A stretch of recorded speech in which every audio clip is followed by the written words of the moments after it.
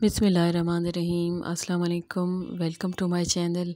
कैसे हैं आप सब? उम्मीद करती हूँ कि इंशाल्लाह सब आप ठीक ठाक होंगे, खैर खैरियत से होंगे। और हज़रत ईसा अलैहिस्सलाम की इस दुआ के साथ आज के ब्लॉग का आगाज़ कर रही हूँ। आप भी पढ़ें और दुआ में याद रखें मुझे, क्योंकि दुआ जो है तकदीर बदल देती है। गर्मी है लेकिन अल्लाह का शुक्र है कि अक्सर बारिश भी हो जाती है। बेशक आंधी के साथ बारिश आ जाती है लेकिन मौसम बेहतर हो जाता है। और यहाँ पर जनाब मैं बना रही हूँ बैंगन के पकोड़े जो हैं वो मैं बना रही हूँ। और इसके लिए मैंने 2 लहसुन जो है वो पीस लिए हैं। रात का टाइम था, डिनर का टाइम था, लेकिन मेरे मियाँ जी ने कहा कि नहीं, मुझे खाना नहीं खाना, मुझे कुछ हल्का फुल्का सा बना दो। तो काफ़ी दिनों से मेरा इरादा था कि मैं बैंगन के पकोड़े बनाऊँगी, लेकिन मैं ये ट्राई करना चाह रही थी कि मैं बैंगन के पकोड़े या जो भी इस तरह के पकोड़े वग़ैरह हैं वो मैं कम तेल या घी में बनाऊं। तो बस मेरे पास थोड़ा सा बेसन जो है वो पहले का पड़ा हुआ था, यानी कि घोल के रखा हुआ था, और उसमें मैंने मज़ीद थोड़ा सा बैंगन डाला और उसके बाद उसमें लहसुन शामिल किया, लहसुन का पानी डाला, लहसुन में को पीस कर उसमें मैंने पहले पानी शामिल किया और उसके बाद वो पानी जो है वो मैंने बेसन में शामिल कर दिया, लेकिन बेसन जो है वो पतला हो गया। तो मैंने थोड़ा मज़ीद 1 चम्मच जो है उसमें बेसन शामिल कर दिया। और अब मैं कोशिश करूँगी कि 4 या 5 टेबलस्पून ऑयल में जो है वो ये बैंगन के पकोड़े जो है वो मैं तल लूँ या बस फिर सिर्फ पका लूँ, क्योंकि वो तलना तो नहीं होगा ना, सिर्फ पकाना होगा।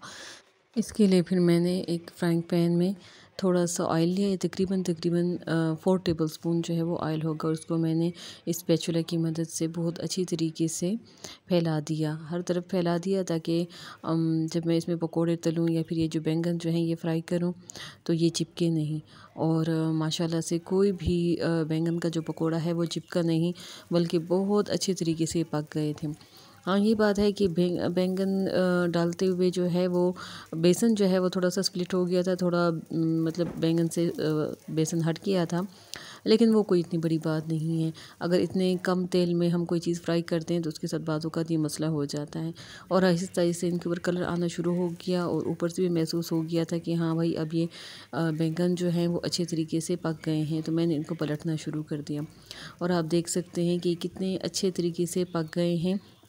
और बहुत खस्ता जो है ये बैंगन के पकोड़े बने थे।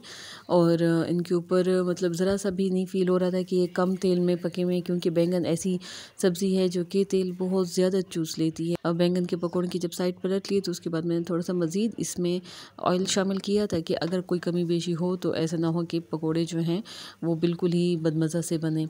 और एक बैंगन के ऊपर मुझे लगा कि इसके ऊपर बेसन जो है वो बिल्कुल ख़त्म हो गया, लगा ही नहीं ठीक से, तो मैंने उसके ऊपर थोड़ा मज़ीद बेसन लगा दिया और वो उसको भी कवर कर लिया बेसन के साथ। और ये नहीं है कि बिल्कुल कम तेल में फ्राई होने की वजह से ये बदमज़ा बने थे, ये बहुत खस्ता बहुत मज़े के बने थे। और अगर ज़्यादा तेल इस्तेमाल करेंगे तो और बहुत ज़्यादा तेल का मतलब है कि बहुत ज़्यादा कैलोरीज़, और बहुत ज़्यादा कैलोरीज़ का मतलब है कि बहुत सारे सेहत के मसले मसाइल। और इन्हीं मसले मसाइल से बचने के लिए तो हम कई किस्म की डाइट रेसिपी ट्राई करते हैं, तो उन्हीं में से एक ये रेसिपी भी थी। अब आ जाते हैं दूसरी रेसिपी की तरफ।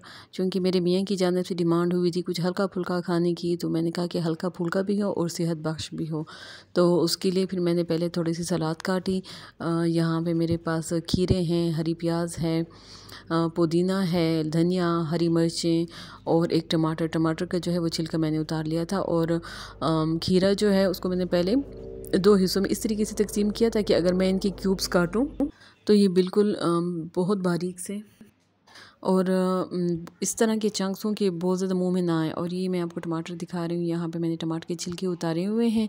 तो अगर आप टमाटर के छिलके उतारेंगे पीलर के साथ, तो जब उसको चबाएंगे, ख़ास तौर पे अगर रात के वक्त आप टमाटर का इस्तेमाल कर रहे हैं तो उनका छिलका हटाना ज़रूरी हो जाता है, क्योंकि ये सुनने में यही आया है कि ये हज़म नहीं होते और हाजमा करने में मसला करते हैं। और ख़ास तौर पे जिनको गुर्दों का मसला है उनको तो टमाटर के छिलके जो हैं वो ख़ास तौर पे अवॉइड करने चाहिए। और ये जो खीरे के ऊपर और नीचे का हिस्सा है ये मैं फ्रीज़र में रखूँगी, ये ठंडे हो जाएंगे। तो इसके बाद मैं इनको फेंकने से पहले इनको अपने चेहरे पे मलूँगी। इनका जूस जो है वो अच्छा खासा होता है और ये जूस निकल आएगा और मैं अपने चेहरे पे लगाऊँगी।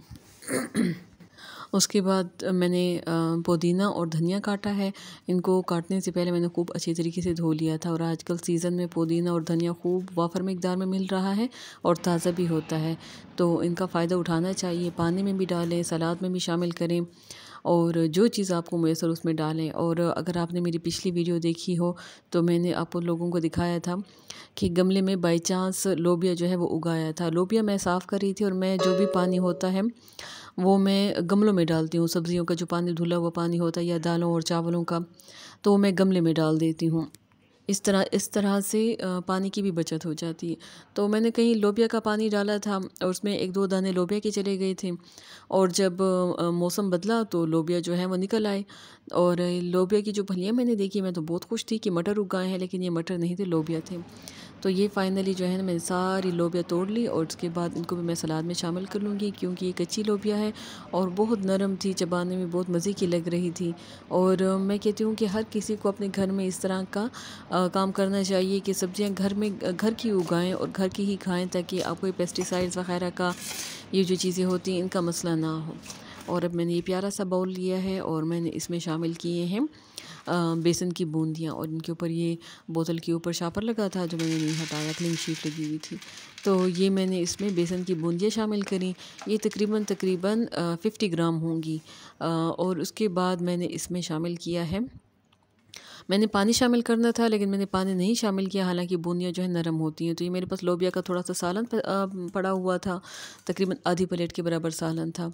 तो मैंने उसमें पानी थोड़ा बहुत शामिल किया ताकि ये ज़रा ग्रेवी सी बन जाए।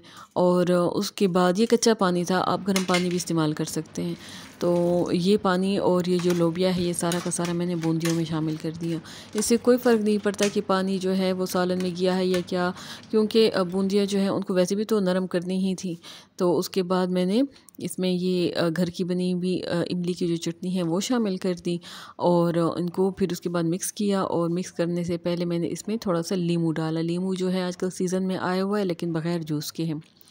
अगरचे मैंने घर में बहुत सारा जूस निकाल के रखा हुआ था, सर्दियों में मैं काफ़ी सारा नींबू ले आई थी, लेकिन मुझे ये अभी प्रेफर मैंने किया कि मैं ये ताज़ा नींबू का जूस जो है वो डालूं। और नींबू का जूस डालते डालते कुछ बीज भी चले गए, वो मैंने फिर निकाल लिए थे बाद में, क्योंकि बीज जो है नींबू के वो सेहत अफ़ज़ा चीज़ नहीं है, इसका ध्यान रखना चाहिए। तो बस ये मैंने निकाल लिए नींबू के बीज जो हैं। और आप देख रहे हैं कि बूंदियाँ जो हैं वो फ़ौरन फूल गई हैं। और उसमें मैंने काला नमक डाला। बस यही 2 मसाला जात थे जो मैंने शामिल किए, काला नमक, नींबू और इमली की चटनी। उसके बाद जो तमाम कटी हुई सब्जियां हैं ये मैंने शामिल कर दी। मैंने कोई लाल मिर्च नहीं इस्तेमाल की, चाट मसाला नहीं डाला, बस सिर्फ हरी मिर्च जो काफ़ी सारी कटी हुई थी वो शामिल की, क्योंकि मुझे हेल्दी चीज़ चाहिए थी। और ठीक है कि मिर्चें भी हेल्दी चीज़ होती हैं, लेकिन कभी कभार इनसे अवॉइड करना भी चाहिए। हर मर्तबा ये सेहत के लिए इतनी बेहतर नहीं होती। और अगर हमें ताज़ा एक चीज़ मिल रही है सब्ज़ मिर्च की सूरत में, तो फिर स्पाइस अप जो है वो इसी चीज़ से ही करना चाहिए। तो बस इनको खूब अच्छे तरीके से मिक्स किया ताकि तमाम जो सब्जियां हैं वो आपस में रच बस जाएं। ये ना हो कि मिर्चें जो है मैं कहीं एक साइड पे इकट्ठी हों और बहुत भर के जो चम्मच है वो सब्ज़ मिर्चों का आपके मुंह में चला जाए। इसी तरीके से पुदीना और हरा धनिया जो है उनको भी साइड पे मैंने कर लिया था, मिक्स कर लिया था। उसके बाद दोनों चीज़ें जो है मैंने टेबल पे रख दी। पहले 1 चम्मच मैंने रखा अपने हस्बैंड के लिए, फिर मैंने कहा नहीं मैं दूसरा चम्मच भी रख लेती हूँ, थोड़ा ख़ुद भी टेस्ट कर लेती हूँ। और अगर आपको रेसिपी पसंद आई हो तो प्लीज़ लाइक, शेयर और सब्सक्राइब ज़रूर कीजिए। अल्लाह हाफ़िज़।